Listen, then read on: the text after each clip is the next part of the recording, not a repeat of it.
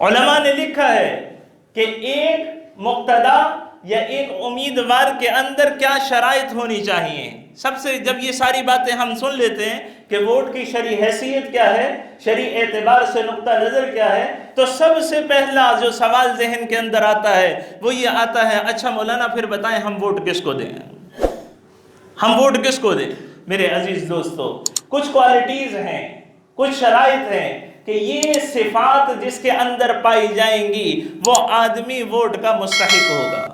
اگر آپ ان صفات کو مد نظر رکھتے ہوئے اس آدمی کو ووٹ ڈال دیں گے تو آپ خود اپنی ذات سے بری ذمہ ہو جائیں گے۔ سب سے پہلی بات کہ وہ آدمی صحیح العقیدہ مسلمان ہو، پکا مسلمان ہو اور عقیدے کے اعتبار سے بھی صحیح ہو۔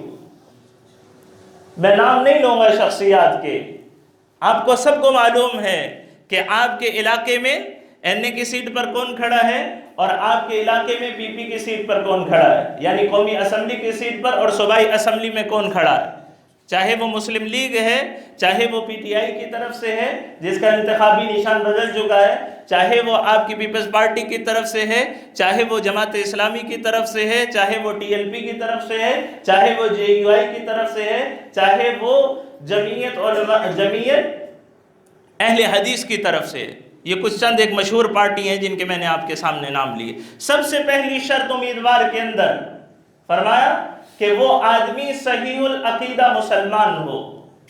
نمبر 2، دوسری شرط اس کے اندر کیا ہوگی؟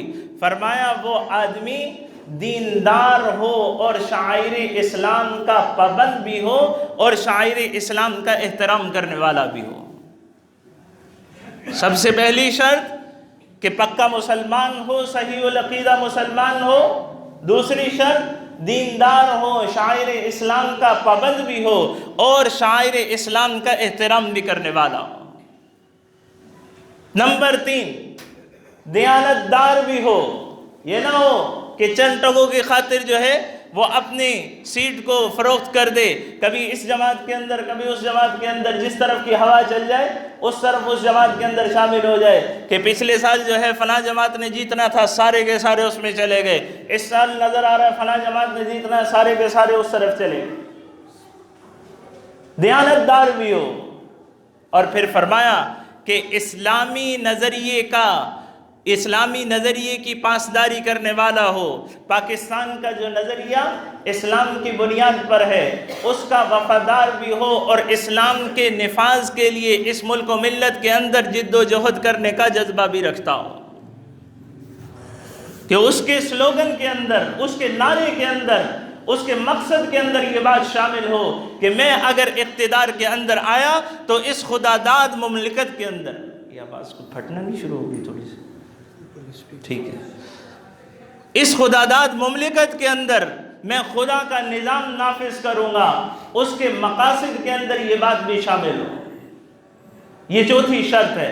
اور پھر فرمایا کہ پانچویں شرط یہ ہے کہ اس امیدوار کے اندر یہ صلاحیت ہو کہ وہ با اخلاق ہو، گالم گلوچ کی سیاست نہ کرنے والا ہو، وہ آدمی با اخلاق بھی ہو۔ اور پھر چھٹی شرط یہ ہے کہ فسق و فجور سے دور رہنے والا ہو، گناہ کے کاموں کے اندر ملوث نہ ہوتا ہو۔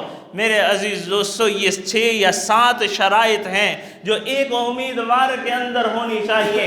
اب میں نے فیصلہ آپ کے سپرد کر دیا کہ 8 فروری کو ہونے یا نہ ہونے والے، میں اس لیے کہہ رہا ہوں نہ ہونے والے کیونکہ ابھی تک یہ سیاسی جماعتیں خود اس بات پر متفق نہیں ہیں کہ پتہ نہیں الیکشن ہوں گے بھی یا نہیں ہوں۔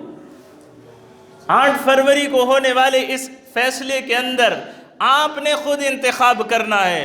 خدا کے لیے اپنے آباء و اجداد کی سیاست کو چھوڑ دیں اور اس بات کو بھی ذہنوں سے نکال دیں کہ یہ سیاسی معاملہ سراسر دنیاوی معاملہ ہے۔ ہم تو دیندار لوگ ہیں، ہمارا سیاست کے ساتھ کوئی تعلق نہیں، اس لیے ہم ووٹ ڈالنے کے لیے نہیں جائیں گے۔ ووٹ کا نہ ڈالنا یہ سراسر حرام کام ہے۔ علماء کے فتاوی اس کے اوپر موجود ہیں۔ یہ ملک و ملت کی امانت ہے، یہ شہادت ہے، گواہی ہے۔ اس کے اندر اگر کوئی کوتاہی کرے گا، کل قیامت کے دن یہ آدمی خود ذمہ دار ہوگا۔